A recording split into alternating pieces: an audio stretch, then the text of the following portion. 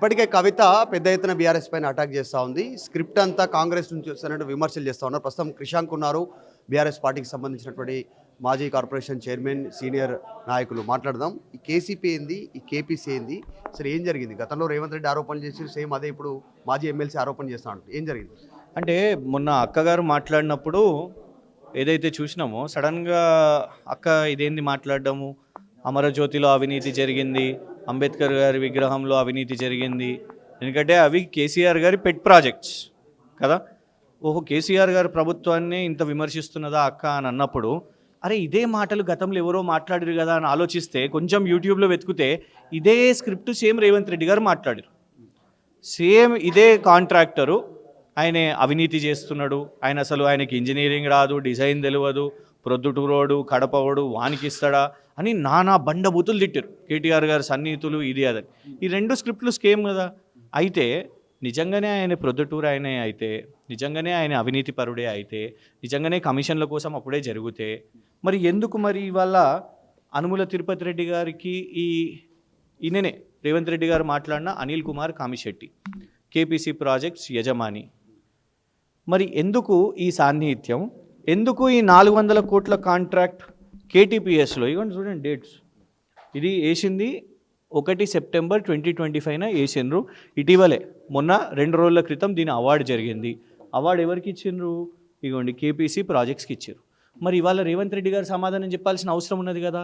ఆనాడేమో కేసీఆర్ గారిని బద్నాం చేసి తెలంగాణ వ్యతిరేకులకు కాంట్రాక్ట్లు ఇస్తున్నారు అని ఇవన్నీ చెప్పి బద్నాం చేసి కమిషన్ల కోసం ఇస్తున్నారంటే మరి నీకు ఇవాళ ఏమైనా కమిషన్ దక్కిందా? ఇవాళ నిజంగానే ఈయన కమిషన్ తీసుకున్నాడే అయితే, ఈయన అవినీతిపరుడు అయితే విచారణ చేయి, ఈయన బ్లాక్ లిస్ట్ చేయి, ఈయన కాంట్రాక్ట్లు ఇవ్వకు. కానీ అదనంగా నువ్వు 400 కోట్ల కాంట్రాక్ట్ ఇవాళ ఇచ్చినావంటే కేవలం కేటీఆర్ గారి మీద, కేసీఆర్ గారి మీద బురద జల్లడానికే రాజకీయ సాధారణంగా ఒకవేళ ఎట్లాంటి ఆరోపణలు ఉన్నా, మీరు చేస్తున్న ఆరోపణలు ఉన్నా కాంట్రాక్ట్లు ఇస్తారు, కలుస్తా అంటే ఒకవేళ స్థానిక దానికి శాఖకు సంబంధించిన మంత్రిని కలుస్తారు, ముఖ్యమంత్రిని కలుస్తున్నారు, అధికారులను కలుస్తారు, తిరుపతి రెడ్డిని ఎందుకు కలుస్తారు? ఏం జరుగుతుంది? తిరుపతి రెడ్డి గారే కదా షాడో ముఖ్యమంత్రి. తిరుపతి రెడ్డి గారిని కలిసిరు. చూడండి, రేవంత్ రెడ్డి గారు తిడతారు, తిట్టే బాధ్యత ముఖ్యమంత్రి గారిది. తర్వాత సెటిల్మెంట్ చేసుకోవాలంటే షాడో ముఖ్యమంత్రి గారి దగ్గరికి వెళ్తారు. అక్కడ సెటిల్మెంట్ అయితే ఇట్లా 100 కోట్ల కాంట్రాక్ట్ వస్తుంది. 400 కోట్ల కాంట్రాక్ట్ అండి. మరి ఏ కంపెనీయో ఎవరికి తెలియకుండా జరుగుతాయా ఇవన్నీ? సో ఇంత పెద్ద 400 కోట్ల కాంట్రాక్టు ఈ కంపెనీకి వచ్చింది అని అన్నప్పుడు దాని ట్రాక్ రికార్డ్ ఏందో చూస్తారు. దాని ట్రాక్ రికార్డ్ ఇవ్వండి. ఈ ప్రెషర్ ఉన్నది కాబట్టి ఇలా వాషింగ్ పౌడర్ నిర్మా జరిగిపోయింది. ఇది మొన్నటి వరకు అవినీతిపరుడు, మొన్నటి వరకు ఈయన కాంట్రాక్టరే కాదు, వేస్ట్ ఫెలో, ఇంజనీరింగ్ రాదు, ఏమీ రాదు అని అన్న రేవంత్ రెడ్డి ఇలా సడన్గా అన్న దగ్గరకు పంపించి ఇది జరగగానే ఇది జరిగిపోయింది. సో ఇవాళ ఇప్పటికైనా కేసీఆర్ గారి మీద, కేటీఆర్ గారి మీద బురద జల్లడం మానుకోవాలి.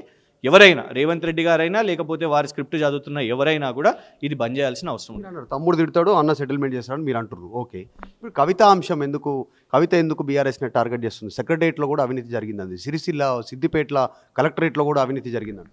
ఇప్పుడు కొత్తగా కేటీఆర్ గారిని మన అనాలని అంటే వారు చేసింది ఏం లేదు కాబట్టి ఇక బురద జల్లాలి అని అన్నప్పుడు ఏం స్క్రిప్ట్లు ఉన్నాయని అన్నప్పుడు రేవంత్ రెడ్డి గారి లైబ్రరీలో ఈ స్క్రిప్ట్లు ఉన్నట్టున్నాయి, ఆ స్క్రిప్ట్లు తీసుకొని ఉపయోగిస్తున్నారు. లేకపోతే అనడానికి ఏం లేదు. క్లీన్ బుక్గా ఇవాళ వరకు కూడా ఎవ్వరు ఏం విచారణ చేయలేకపోతున్నారు. కానీ అయినా కూడా బురద జల్లాలంటే ఇవాళ కవిత గారు సమాధానం చెప్పాల్సిన అవసరం ఉన్నది. మీకు ఇన్ని సంవత్సరాలు గుర్తురాంది, కేసీఆర్ గారు దాన్ని రిలీజ్ చేస్తున్నప్పుడు, అవి ఈ రాష్ట్రానికి అంకితం చేస్తున్నప్పుడు, అంత గ్రాండ్ ప్రోగ్రామ్ చేస్తున్నప్పుడు మీరు కూడా అక్కడ ఉన్నప్పుడు ఆనాడు తప్పుపట్టింది. ఇవాళ సడన్గా అందులో అవినీతి జరిగింది అని మీరు ఎట్లా అనగలుగుతారు? అంటే ఎవరో మీకు ఆ స్క్రిప్ట్ ఇచ్చిండ్రు అనే అనుమానం అవుతుంది కదా. ఈ స్క్రిప్ట్ ఎవరు మాట్లాడారు చెప్పండి? ఈ రాష్ట్రంలో కవిత గారి కంటే ముందు మాట్లాడిన వ్యక్తి ఎవరు? రేవంత్ రెడ్డి గారు. లేకుంటే కవిత గారు 2 సంవత్సరాల నుంచి, అసలు అది అయినప్పటి నుంచి ఆ 4 సంవత్సరాల నుంచి కూడా మాట్లాడింది. ఇవాళ సడన్గా ఎందుకు మాట్లాడుతున్నారు? మా అక్కనే, కానీ మా అక్క మాట్లాడుతున్నప్పుడు అయినా కూడా మీ అక్కకి ఏం లాభం మాట్లాడు? కేటీఆర్ గారిని టార్గెట్ చేస్తున్నారు కదా.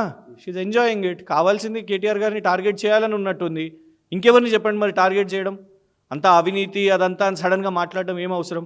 ఇప్పుడు ఏ స్థాయికి వెళ్ళినరు అంటే, నా కోసం నిలబడలేదు, నా కోసం కోర్టుకు రాలేదు, నా కోసం ఈడీ వాళ్ళతో కొట్లాడలేదు, నేను జైలుకు పోయినా, అసలు ఎవరు నిలబడలేదు అని అంటే అది ఎవరు నమ్మేటట్టు లేరు. ఈడీ ఆఫీసర్లతోని నేరుగా నాకు తెలిసి ఎవ్వరు కూడా ఈ దేశంలో ఈడీ ఆఫీసర్లు వచ్చినప్పుడు ఎదురుగా నిలబడి ధైర్యంగా క్వశ్చన్ చేయలేదు. పంచనామా కాపీలో రాసింది కేటీఆర్ గారు అడ్డం నిలబడి కొట్లాడినరు. ఆన్ రికార్డు ఆ ఆఫీసర్ కేటీఆర్ గారి పేరు రాసిన దానిలో అడ్డం పడ్డారని. అది కనబడలేదా? లేదు కోర్టుకి వెళ్ళినప్పుడు కనబడలేదా? ఇవన్నీ మళ్ళీ పోతే ఇదంతా మళ్ళీ డీటెయిల్డ్గా అవుతుంది. వీళ్ళందరూ కూడా చూస్తున్నారు. మేము షాక్కి గురైన వాస్తవానికి ఎందుకు ఇట్లా మాట్లాడుతున్నారని. కానీ ఈ విషయంలో, ఈ కేపీసీ ప్రాజెక్ట్ విషయంలో బయట తెలవాల్సింది ఏంటంటే, ఇది గతంలో మాట్లాడింది రేవంత్ రెడ్డి గారు, ఇప్పుడు అక్క మాట్లాడారు. ఎందుకు మాట్లాడారు అక్కనే చెప్పాలి. కేపీసీ ప్రాజెక్టుకి సంబంధించి ప్రతిపక్షంలో ఉన్నప్పుడు రేవంత్ రెడ్డి ఆరోపణలు చేసిరు. సేమ్ అదే స్క్రిప్ట్ ఇప్పుడు కవిత మాట్లాడుతూ ఉన్నటువంటి సిచ్యువేషన్ ఉంది. అంటే తమ్ముడు తిడతాడు, అన్న సెటిల్మెంట్ చేస్తాడు అనేటువంటి దాంట్లో భాగంగానే కేపీసీ ప్రాజెక్టుకి 400 కోట్ల కాంట్రాక్ట్ ఇచ్చారు తిరుపతి రెడ్డిని కలవగానే అనేటువంటి ఆరోపణలు క్రిషాంక్ చేస్తూ ఉన్నారు. వీడియో జర్నలిస్ట్ జాఫర్తో Madhu Malkedkar, Hyderabad. Local to global news at your fingertips. మీ చేతిలో ఒక ఆయుధం. Download R TV app. Media legend Ravi Prakash is back.